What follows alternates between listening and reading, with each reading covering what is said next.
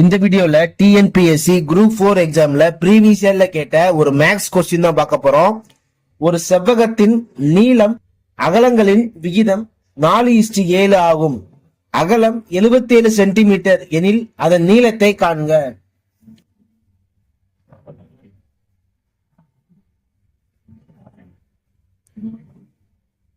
நீளம் இஸ்டு அகலம் என்ன வேல்யூ கொடுத்திருக்காங்கன்னா 4:7. ரேஷியோல கொடுத்திருந்தாங்கன்னாவே பக்கத்துல ஏதோ ஒரு மடங்கு இருக்குன்னு அர்த்தம். சோ அத 4x 7x அப்படின்னு எழுதிக்கணும். அடுத்த கொஸ்டின் என்ன சொல்லிட்டாங்க அப்படின்னா அகலம் 77 அப்படின்னு சொல்லி கொடுத்துட்டாங்க.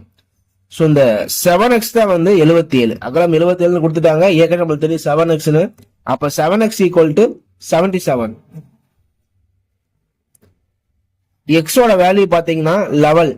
கொஸ்டின்ல என்ன ஃபைண்ட் அவுட் பண்ண சொல்றாங்க அப்படின்னா நீளம் என்ன அப்படின்னு தான் ஃபைண்ட் அவுட் பண்ண சொல்றாங்க.